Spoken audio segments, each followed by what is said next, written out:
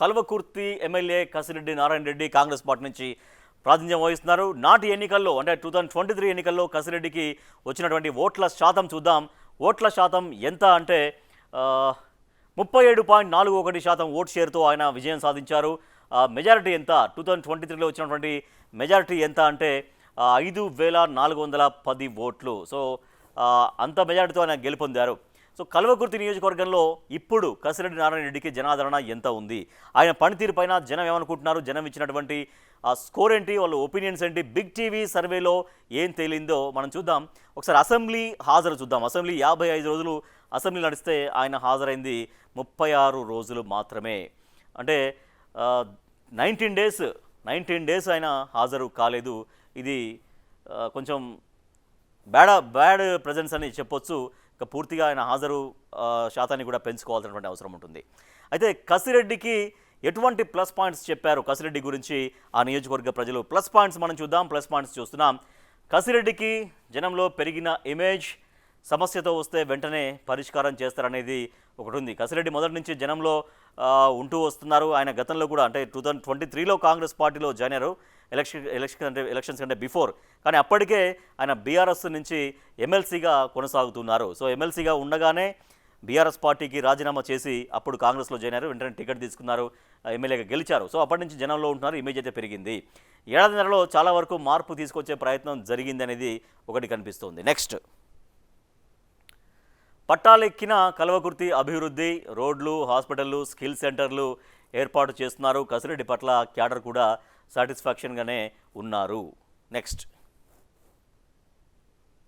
సెగ్మెంట్లో వేగంగా సీసీ రోడ్ల నిర్మాణం జరుగుతుంది. తర్వాత 309 కోట్లతో అభివృద్ధి ప్రణాళిక ఒకటి ప్లాన్ చేసుకున్నారు. కల్వకుర్తిలో ప్రసూతి హాస్పిటల్ ప్రత్యేకంగా రాబోతుంది. అది అందుబాటులోకి వస్తే గర్భిణీలకి కొంచెం వైద్యం అనేది, నాణ్యమైన వైద్యం అందించేటువంటి అవకాశం ఉంటుంది. నెక్స్ట్, అమన్గల్లో స్కిల్ సెంటర్కు 10 కోట్లు, తద్వారా యువతకి ఉపాధి అవకాశాలు కల్పించేటువంటి ఆస్కారం ఉంటుంది ఆ స్కిల్ సెంటర్ వల్ల. తర్వాత 4 R&B రోడ్లకు 163 కోట్లు కావచ్చు. తర్వాత కల్వకుర్తి R&B గెస్ట్ హౌస్కు 5 కోట్లు నిధులు తీసుకురావడం కావచ్చు. ఇవన్నీ కూడా ప్లస్ పాయింట్స్గా కనిపిస్తున్నాయి. నెక్స్ట్,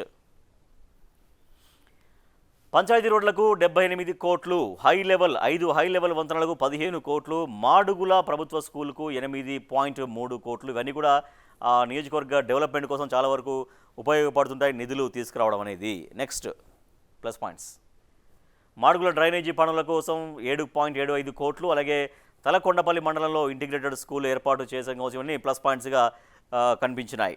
సో కసిరెడ్డి నారాయణ రెడ్డి గురించి మైనస్ పాయింట్స్ ఏం చెప్పారు బిగ్ టీవీ సర్వేలో కల్వకుర్తి ఎమ్మెల్యే కసిరెడ్డి నారాయణ రెడ్డికి సంబంధించి? తాగునీరుపైన ఫోకస్ లేదన్న జనం. అంటే ఇప్పుడు చేస్తున్నటువంటి అభివృద్ధి ఒకెత్త అయితే దాంట్లో ఇంకా మరికొన్ని అవన్నీ అంశాలు ఉంటాయి. సాగునీళ్ళ విషయంలో కావచ్చు, తాగునీళ్ళ విషయంలో కావచ్చు, ఇవన్నీ ఫోకస్ పెట్టాలి అని జనం అనుకుంటున్నారు. సో అది మైనస్ పాయింట్గా కనపడుతుంది.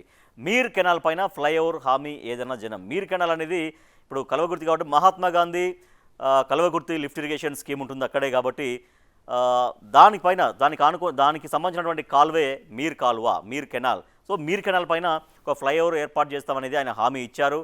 ఆ హామీ ఇంతవరకు దానిపైన ముందడుగు పడట్లేదు కాబట్టి అది మైనస్ పాయింట్గా కనిపిస్తూ ఉంది. సోషల్ మీడియా ప్రచారంలో వెనుకంజ, పెద్దగా సోషల్ మీడియాలో ప్రచారం చేసుకోరు అనేది కూడా అది మైనస్ పాయింట్. ప్రభుత్వ స్కీములపైన ప్రచారంలో కూడా వెనుకంజ. ప్రభుత్వం చేసే కార్యక్రమాలు కావచ్చు, తను చేసే యాక్టివిటీస్ కావచ్చు, సోషల్ మీడియాలో పెద్దగా యాక్టివ్గా ఉండరు అనేదే మైనస్ పాయింట్స్. అనేది తన వ్యక్తిగతమైనటువంటి ఇబ్బంది అది.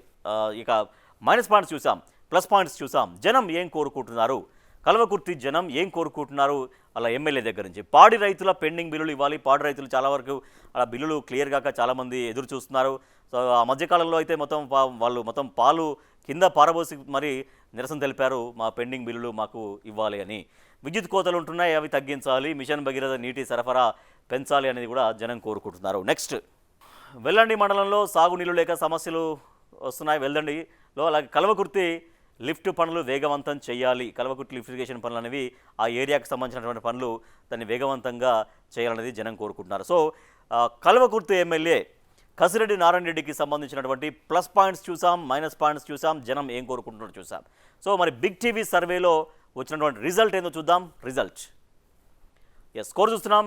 44% అనుకూలంగా, వ్యతిరేకంగా 27%, తటస్థంగా 29% ఉంది.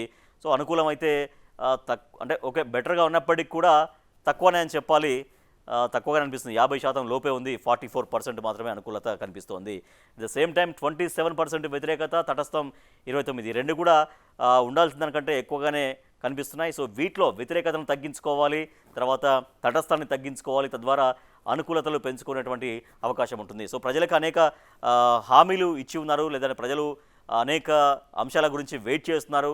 వాళ్ళ సమస్యలు తీర్చగలగాలి, వాళ్ళ దగ్గర నుంచి పాజిటివ్ ఒపీనియన్ తెప్పించుకునేటువంటి ప్రయత్నం అనేది మీ దగ్గర నుంచి జరగాల్సినటువంటి అవసరం ఉంటుంది. సో కసిరెడ్డి నారాయణ రెడ్డి కల్వకుర్తి ఎమ్మెల్యే గారు బిగ్ టీవీ ఎక్స్క్లూజివ్ చేసినటువంటి సర్వేలో మీ నియోజకవర్గ ప్రజలు ఇచ్చినటువంటి ఒపీనియన్స్ ఆధారంగా బిగ్ టీవీ మీకు ఇస్తున్న స్కోర్ ఎంత అంటే 44%.